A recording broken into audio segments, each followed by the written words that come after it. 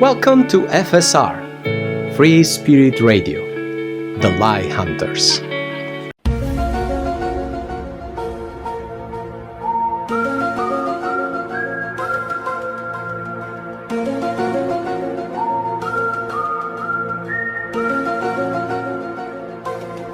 The Book of Ea, a spiritual odyssey beyond the visible. In this new publication, unfolding in 3 living fragments, we continue the luminous and transformative initiation of Kinniku, the one still known by some as Béatrice, but who now begins to shed her names as one sheds chains. She advances, she burns, she awakens. And this time, her path leads her to the discovery of the chakras, those inner gates, those dormant suns within us, which she learns to recognize, to touch, and to awaken. Through pranayama exercises, yogic practices, and immersions into subtle energy, Kinniku approaches the heart of Tantra, not the distorted image the world often presents, but the true path that elevates, that consumes masks, and brings forth the being. Meditation, breathwork, and the physical body are all summoned in growing intensity, in a discipline that touches both flesh and soul. And let it be known, this is only the prologue. For very soon, some of the revelations to come will be partially veiled, reserved for those who have crossed certain thresholds of inner maturity, to protect the youngest, and to honor the sacred nature of advanced tantric practice. Until that time comes, we offer you these 3 new segments as a gift of awakening, a source of reflection, a mirror for your own journey. If this work touches you, if this adventure sparks a fire, a question, a joy within you, then support us. A comment, a thumbs up, or a pledge on Patreon is more valuable than you can imagine. It is thanks to you that the initiation continues. It is thanks to you that the forbidden book can unfold, fragment by fragment. May this reading open you, illuminate you, guide you. And through Kinniku, may you begin to discover yourself. Chapter 5. Act 4. The Essence of Katas and the Art of Ippon, Kumite. The dojo was bathed in soft light as the afternoon wore on. Kinniku's breathing was already heavy after a relentless morning of repeated katas.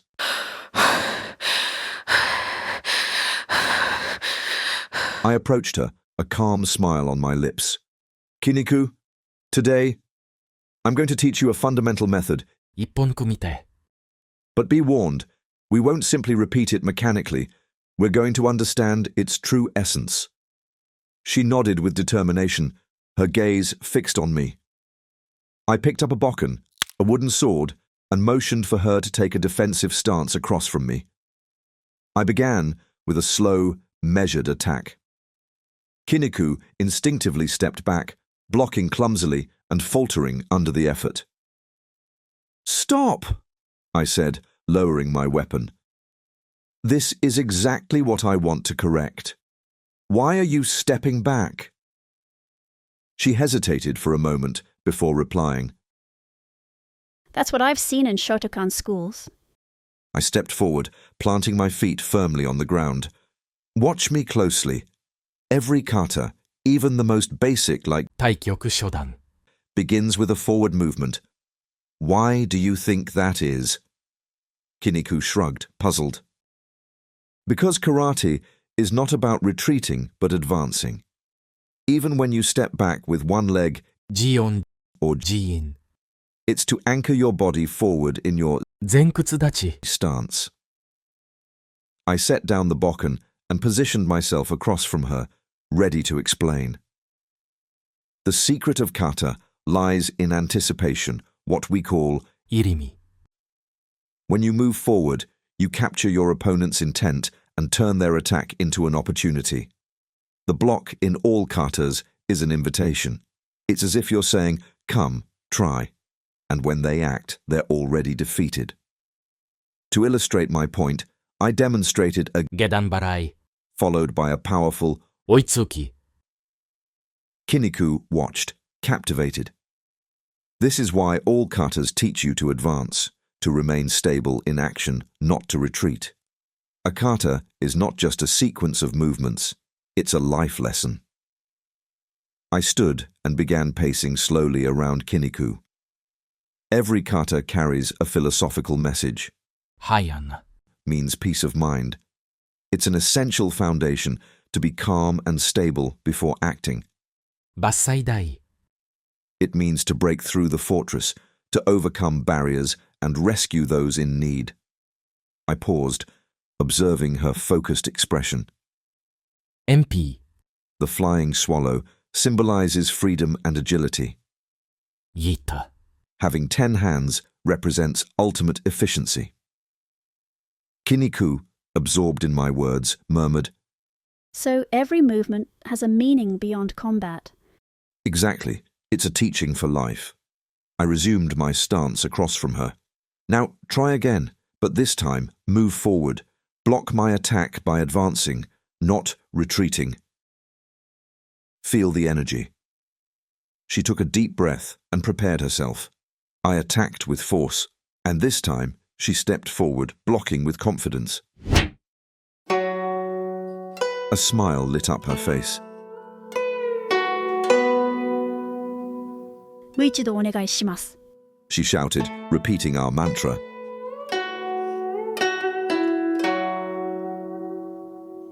もう一度お願いします.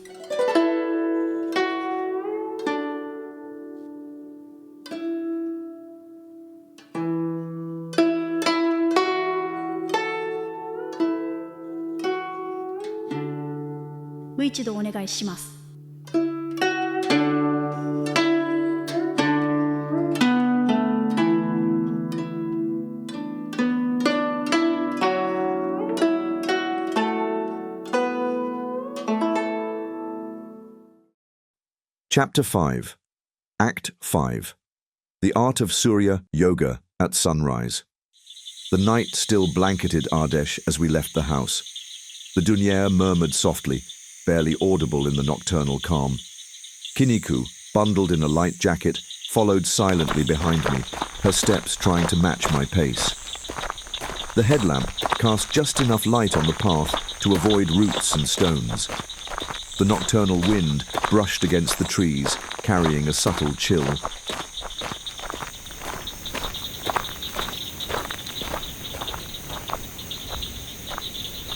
Slowly, the night began to yield to the approaching dawn. After 2 hours of walking, we arrived at an elevated clearing overlooking the douanière. Before us, a misty horizon promised the rising sun. "Sit here, Kiniku," I murmured, pointing to a flat, dry rock. We settled into lotus position, facing east. The sky began to glow with a reddish halo. "Look at this sky," I said calmly. "That deep red is the reflection of the aura we must nurture within ourselves. Visualize your aura growing, becoming as bright and steady as this sun." We remained still, absorbed by the serenity of the moment. The first rays of sunlight peeked over the horizon, a brilliant red disk. Imagine, Kiniku, that your mind is this sun, still, radiant, a source of life. Kiniku breathed deeply, immersed in this contemplation. Her features, initially tense from the effort of the hike, gradually softened. Once the sun became too intense to look at directly, I motioned for Kiniku to close her eyes and focus on her breath. Now we will work with our 7 chakras. Each breath must nourish a specific quality. We will inhale through one nostril and exhale through the other. Focus. First, focus on Muladhara, the root chakra. It is located at the base of the spine and is related to stability and grounding. Visualize a solid red light, like the earth, filling this area.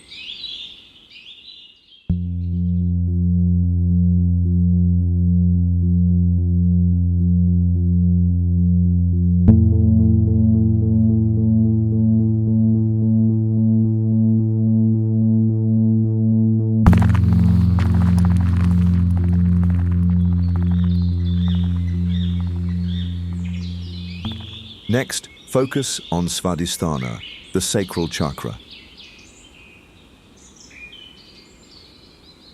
It is located below the navel and is responsible for creativity and vital energy. Visualize that it is filled with an orange light flowing like a river.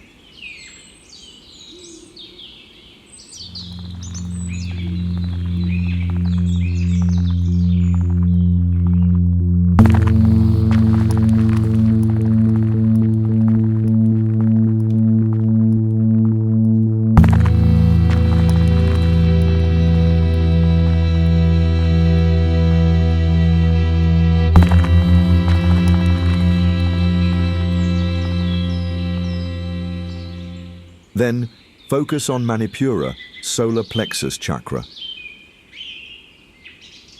It is located exactly at the solar plexus and is related to confidence and inner strength.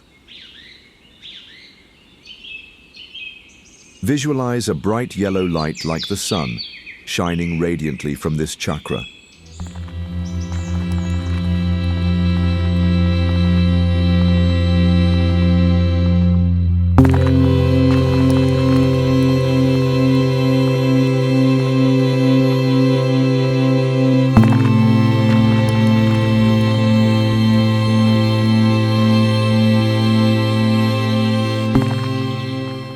Now focus on Anahata, the heart chakra. It is located at the center of the chest and connected to the qualities of love and compassion.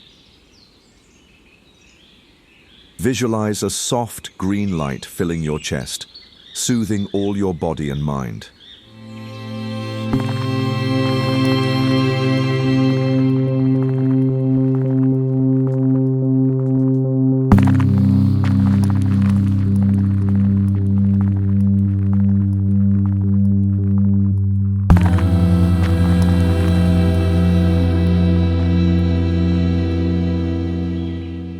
Afterwards, focus on Vishuddha, the throat chakra. This is located at your throat and is related to expression and the truth. Here, you can visualize a vibrant blue light, bright like the sky.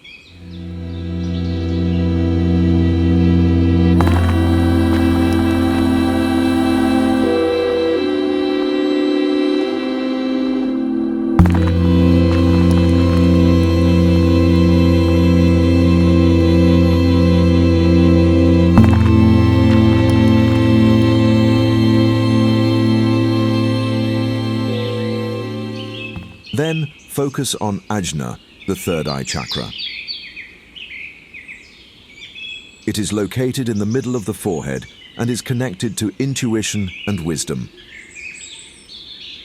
Visualize a deep indigo or violet light.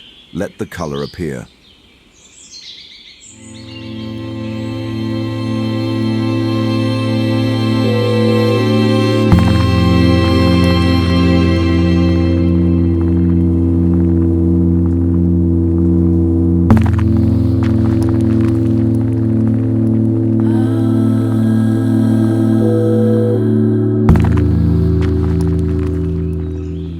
Last, focus on Sahasrara, the crown chakra. This chakra is located at the top of the head. This is the place for spiritual connection. Visualize a radiant violet, magenta, or pink, shining with bright divine light.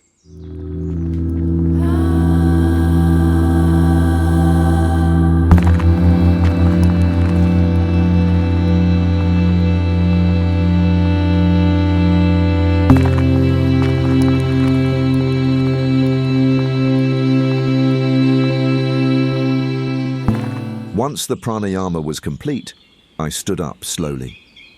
Now, we will greet the sun with slow and fluid movements. We performed Tai Chi sequences, facing the sun. Our arms traced arcs through the air, and our legs supported perfect balance. Kinniku followed my lead, her movements hesitant but filled with sincere effort. That's enough for this morning, I finally declared. Now, it's time to head back. The return was a test of endurance. I led the run, choosing steep and narrow paths, while Kiniku struggled to keep pace. Mo ichido onegai shimasu. I encouraged her when I sensed her breath faltering.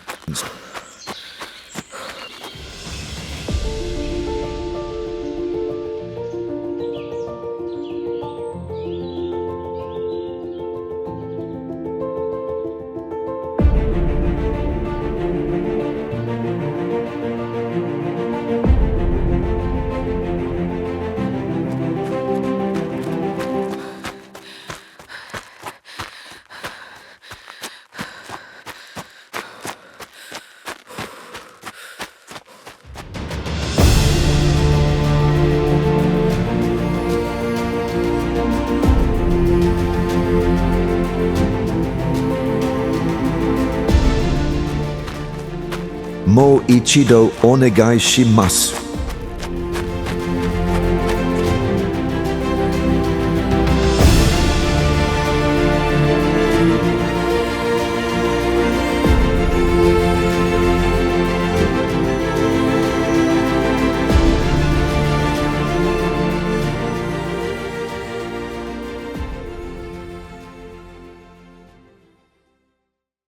Chapter 5.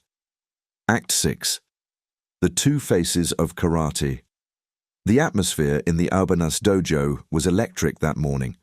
Students of all ages and levels were warming up, their ki echoing off the walls.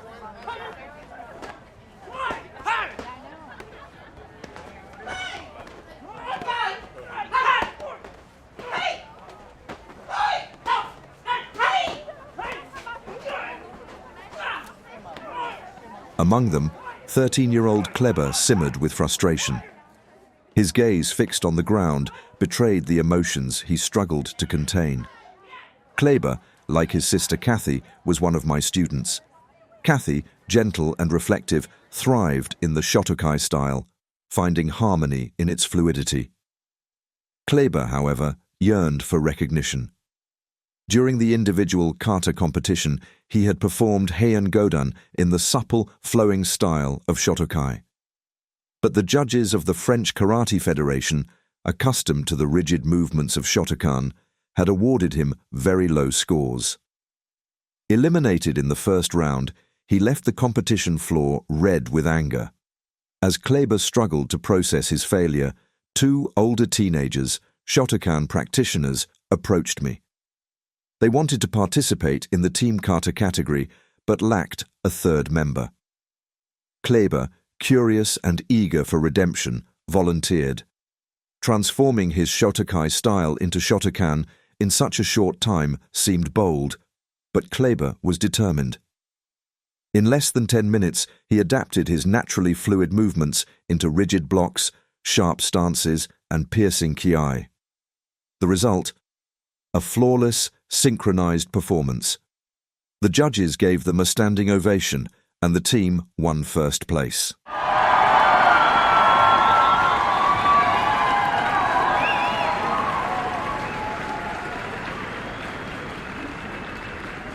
After the awards ceremony, the judges approached me, visibly puzzled.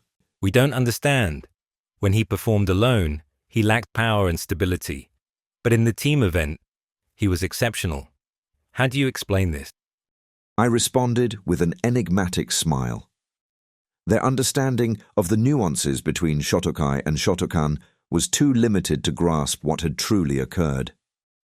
After the competition, Kiniku, still perplexed by what she had witnessed, suggested an outing.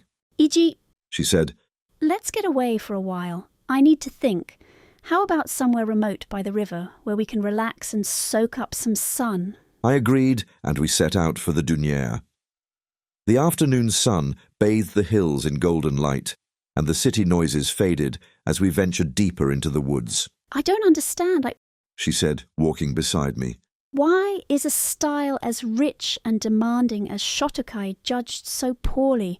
And how did Kleber manage to transform his kata into Shotokan so quickly? I thought for a moment before replying. Kiniku, what you saw today perfectly illustrates the differences between these two styles. A Shotokai practitioner can adapt to Shotokan in an hour or less. But for a Shotokan practitioner to master Shotokai, it would take years. Fluidity and adaptability require a far higher level of mastery and perception than rigidity and brute strength. Kleber instinctively understood this and used his flexibility to adapt. Kiniku remained thoughtful, but nodded silently. After an hour of walking, we reached a secluded spot near the duniere, surrounded by rocks and trees. The sun shone high in the sky, and the soothing murmur of the water enveloped us. The location was perfect, isolated and serene. We spread our belongings on a large, sunlit flat rock. Kiniku, still deep in thought, lay down to relax while I sat quietly, watching the light sparkle on the water. You know, Iji, She said after a moment, I think I'm beginning to understand the true strength of Shotokai isn't just in the movements, but in the adaptability and inner mastery it demands. I smiled and nodded.